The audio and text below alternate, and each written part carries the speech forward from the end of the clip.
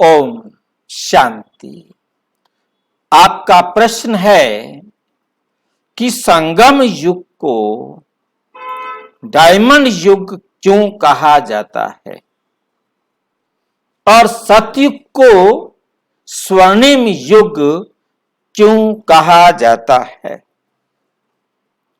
परमपिता परम आत्मा आकर सारे संसार की आत्माओं को नरक से स्वर्ग में जाने के लिए, दुखी से सुखी बनाने के लिए संगम युग पर आते हैं। और यह संगम समय तब होता है जब सारी दुनिया एकदम पतित हो जाती है, एकदम पतित हो जाती है, दुखी हो जाती है। तब परमात्मा आकर सारे संसार की आत्माओं को पतित से पावन बनाने का कार्य करते हैं। किस प्रकार से चलता है ये कार्य, ये हम देख रहे हैं। ये है संगम युग। सबसे नीचे आप देख रहे हैं संगम युग का टाइम कि एक तरफ नीचे कलयुग है और दूसरी तरफ वहां परमपिता परमात्मा आकर सारे संसार की आत्माओं का पढ़ाने का वंडरफुल कार्य करते हैं। ये कल्प वृक्ष का अंतिम समय ये दिखाता है कि ये कलयुग है और उसके बाद ये सतयुग यहां आता है, स्वर्णिम दुनिया। और बीच का जो ये समय है इसको कहा जाता है संगम युग। ये किसका संगम है? ये है परमपिता परमात्मा शिव का और सर्वोत्तम ब्राह्मणों का संगम युग। परमपिता परमात्मा शिव परमधाम से आते हैं, आकर हम सब आत्माओं को एडॉप्ट करते हैं। सर्वोत्तम ब्राह्मणों का ये क्या है? संगम।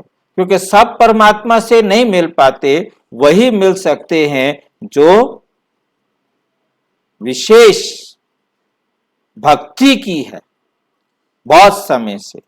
तो यहां पर दिखाया है ये ब्रह्मा सरस्वती प्रजापिता ब्रह्मा के तन में परमपिता परमात्मा शिव प्रवेश करते हैं और ब्रह्मा से और सारे ब्राह्मणों से ज्ञान की चर्चा करके उनको लक्ष्य देते हैं कि आपने ये विष्णु बनना है। ये विष्णु हम सब का लक्ष्य है।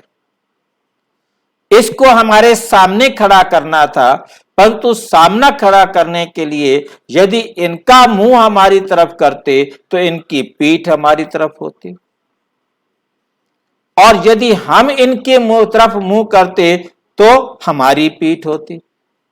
तो इसलिए दोनों को सामना खड़ा करने के लिए विष्णु को बीच में खड़ा किया। परमपिता परमात्मा ने आकर हम सबको ये लक्ष्य दिया कि आपको क्या बनना है? विष्णु चतुर्भुज बनना है। वास्तव में कोई चार हाथ वाला व्यक्ति नहीं होता। हमें बताया गया, परमात्मा ने आके समझाया कि आप आधे जन्म पुरुष का लेते हो और आधे जन्म आप स्त्री का लेते हो। तो आपको दोनों ही जन्म लेने हैं, स्त्री का भी लेना है और पुरुष का भी लेना है। तो इसलिए 2 हाथ स्त्री के और 2 हाथ पुरुष के दिखाए हैं। वास्तव में कोई 4 हाथ वाला मनुष्य नहीं होता। उसके बाद 4 अलंकार दिखाने थे, इसलिए 4 हाथ दिए हैं। बाकी कोई 4 हाथ देने की जरूरत नहीं थी। ये 4 लक्ष्य हैं हमारे, कार्य हैं हमारे, कर्तव्य हैं हमारे कि हमने कमल फूल समान पवित्र बनना है। जैसे कमल कीचड़ में रहते हुए पवित्र बनता है और फिर ज्ञान का शंख बजाकर हमने सारी दुनिया को ज्ञान देना है, सत्य ज्ञान समझाना है। स्वदर्शन चक्र, हमने किसी का गला नहीं काटना, हमने अपनी बुराइयों का गला काटना है। और हर वक्त गदा मीन्स हर वक्त अलर्ट रहना है कि किसी भी प्रकार से कोई माया हमारे पास प्रवेश न कर सके।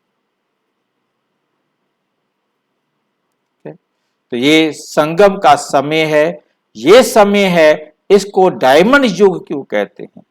क्योंकि परमात्मा कहते बच्चे तुम एकदम पतित काले कोयले की तरह हो गए थे। जैसे कोयले की खान में डायमंड मिलता है और वो डायमंड की जो शेप होती है कोई निश्चित नहीं होती, वो आलू की तरह, अरबी की तरह, अदरक की तरह टेढ़ा मेढ़ा होता है, जिसके कारण जो अच्छा पारखी होता है वो अपने मस्तिष्क में उसका डिजाइन तैयार करता है कि कितना कितना मुझे काटने के बाद एक अच्छा बड़ा बेदाग डायमंड प्राप्त होगा। ठीक इसी प्रकार परमपिता परमात्मा जो सर्वोच्च पारखी है वो हमें पहचानता है और हमें अपनी कमियों को निकालने की विधि सिखाता है ताकि हम स्वर्ग में उसको दिखा सके, उसको समझा सके कि परमात्मा आकर समझाते बच्चे आप डायमंड की तरह टेढ़े मेढ़े विकारी भ्रष्टाचारी थे, मैं आकर तुम्हारे एक एक दाग को काटने की ट्रेनिंग देता हूं, आप अपने दाग मिटाते हो, आप प्योर डायमंड बनते हो।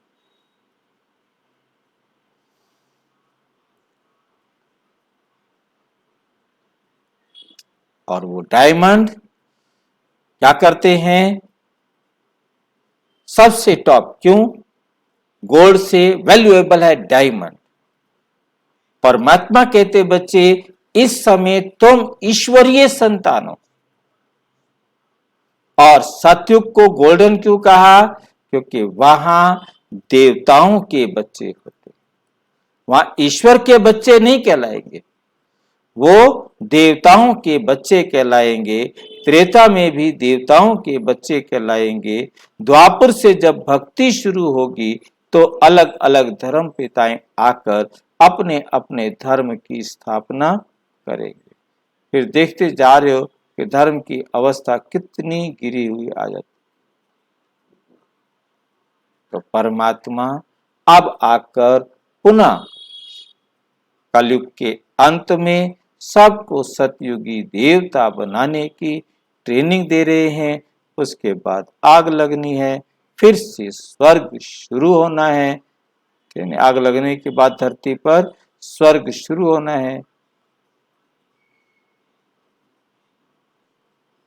और अच्छी तरह से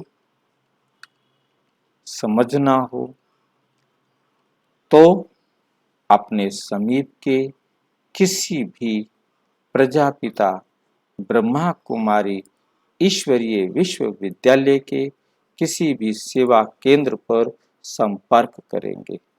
और यदि आपके मन में कोई प्रश्न उठ रहा हो तो इसी वीडियो के डिस्क्रिप्शन बॉक्स में लगभग 3000 क्वेश्चन 7 प्लेलिस्ट में आपके पास भेजे गए हैं। आप अपने पसंद के फोल्डर को खोलकर आत्मा के बारे में कोई प्रश्न है तो आत्मा वाले फोल्डर को खोलें। जो भी प्रश्न हो जिस प्रकार का, उस फोल्डर को खोलेंगे, आपको अपने प्रश्न के उत्तर वहां मिल जाएंगे और आपको हर बात स्पष्ट हो जाएगी।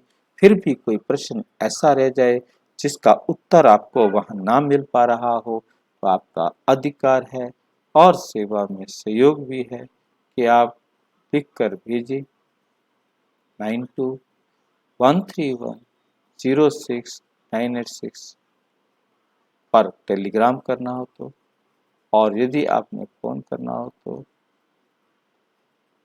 9650692270 पर केवल व्हाट्सएप करें, फोन नहीं। ओम शांति।